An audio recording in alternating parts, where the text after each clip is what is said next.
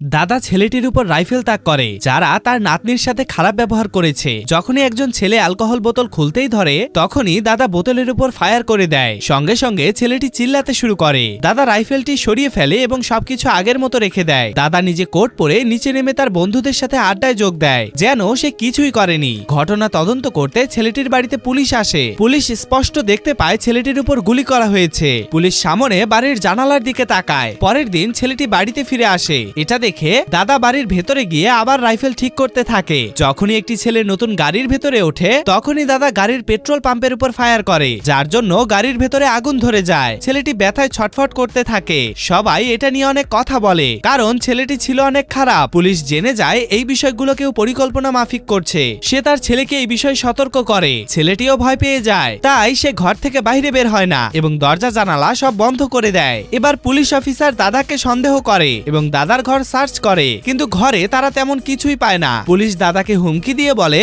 আমার ছেলের যদি কিছু হয় তাহলে কিন্তু আমি আপনাকে ছাড়বো না। তখনই পুলিশ শুনতে পায় তার ছেলে ঘরের দরজা খুলছে না। সে তাড়াতাড়ি দরজার কাছে যায়। সে বারবার ছেলেকে ডাকতে থাকে কিন্তু ভেতর থেকে কোনো আওয়াজ আসে না। বাবা বুঝতে পারে তার ছেলের কিছু তো একটা হয়েছে।